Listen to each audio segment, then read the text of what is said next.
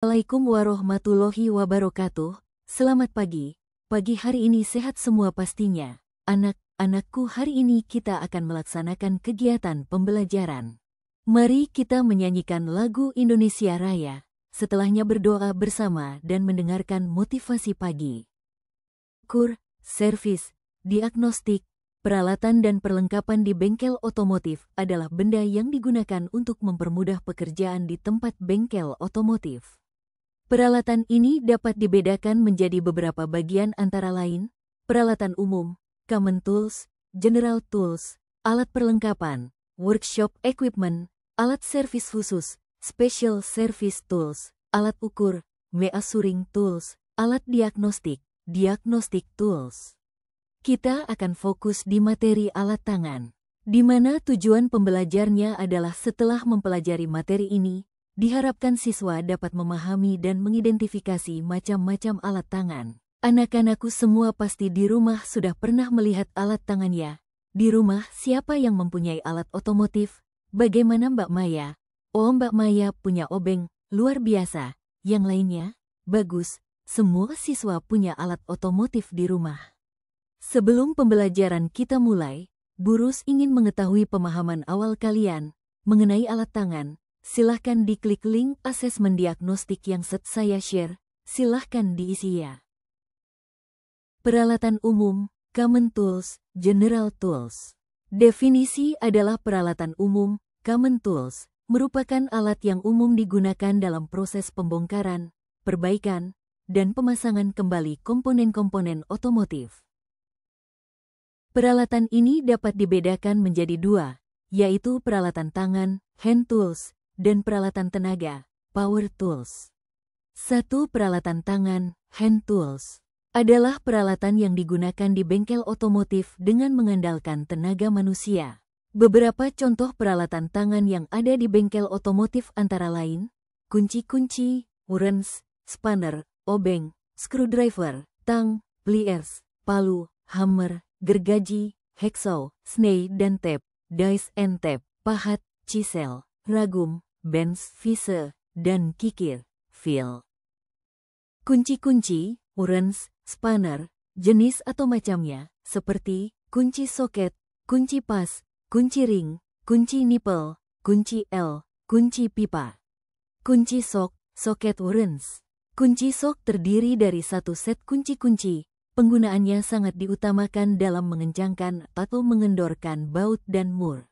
Identifikasi alatnya seperti yang terlihat di gambar. Kunci pas, ring, dan kombinasi, open end wrench, combination wrench, and offset ring wrench.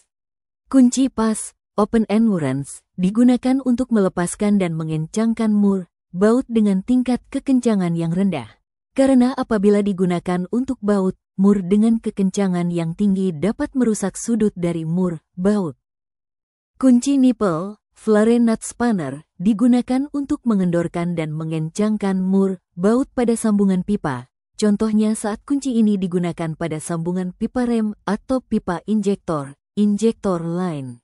Kunci L, Allen key, untuk mengencangkan atau mengendorkan baut, mur yang kepalanya menjorok ke dalam dan mempunyai bentuk segi 6 atau bintang. Identifikasinya seperti huruf L. Adjustable wrench. Kunci ini mempunyai keuntungan, yaitu ujung kepala yang dapat disetel sesuai ukuran mur, baut yang akan dikencangkan atau dikendorkan sehingga satu kunci untuk beberapa. Kunci pipa, pipe wrench, digunakan untuk mengencangkan dan mengendorkan ulir pipa. Kunci ini hampir mirip dengan kunci Inggris, dapat disetel rahangnya sesuai ukuran pipa. Obeng, screwdriver, adalah alat untuk mengencangkan atau mengendorkan ulir dengan obeng kepala khusus, screw. Biasanya obeng memiliki berbagai ukuran, baik ukuran tangkai maupun mata obengnya. Di bengkel otomotif terdapat berbagai jenis kepala obeng, di antaranya obeng min, obeng plus, dan obeng bintang. Tang, pliers, alat tangan yang digunakan untuk mempermudah pekerjaan, misalnya untuk memotong, menjepit, memegang benda kerja, dan membengkokkan benda kerja. Tang terdiri dari berbagai macam, di antaranya tang potong, cutting plier, tang lancip, long nose pliers, tang kombinasi, combination plier, tang slip joint plier, tang catok, fish grip pliers, dan tang circlip plier.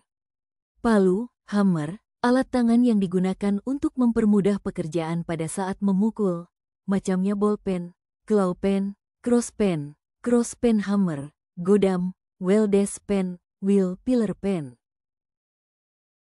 Selain jenis-jenis palu di atas, ada juga pembagian jenis-jenis palu sesuai dengan bahan dari kepala palu tersebut. Contoh jenis palu sesuai dengan bahan yang digunakan meliputi 1. Palu plastik hammer. 2. Palu kayu, wooden hammer. 3. Palu kulit, leather hammer. 4. Palu karet, rubber hammer. Berikut ini adalah gambar jenis kepala palu. Identifikasi bisa dilihat sesuai gambar. Gergaji logam, hacksaw, alat ini digunakan untuk pemotongan terutama untuk pemotongan logam. Pasti di rumah kalian sering melihatnya bukan? Pahat, chisel, chisel. Pahat berfungsi untuk memotong rivet, kepala baut, plat, dengan tenaga benturan dari palu. Ragum, vise. Ragum digunakan untuk menjepit, memegang benda kerja yang akan dipotong, dikikis, atau dibor. Identifikasi sesuai gambar. Pemberian motivasi, dengan penayangan video motivasi. Setelah selesai siswa diberi tugas menyimpulkan hasil dari penayangan video. Setelah menjelaskan materi siswa melaksanakan diskusi, di mana satu kelas dibagi 5 kelompok, mendiskusikan alat-alat tangan yang ada di toolbox, mengidentifikasi alat tangan, menyebutkan fungsinya, dan penggunaannya. Praktik menggunakan alat tangan, dengan sepeda motor langsung, agar siswa dapat menghubungkan materi yang dipelajari dengan kehidupan nyata. Siswa memahami kapan dan bagaimana pengetahuan digunakan, sebagai contoh saat mengecek filter udara, membuka covernya dengan menggunakan obeng. Pembelajaran yang relevan membuat siswa lebih terlibat dengan diskusi dan praktik.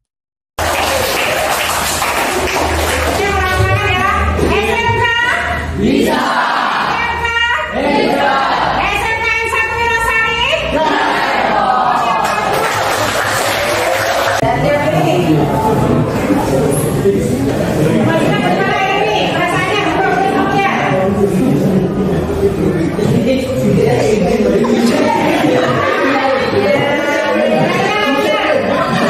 Siswa dan guru hadir penuh di kelas, terlibat aktif dalam pembelajaran, belajar dengan kesadaran penuh.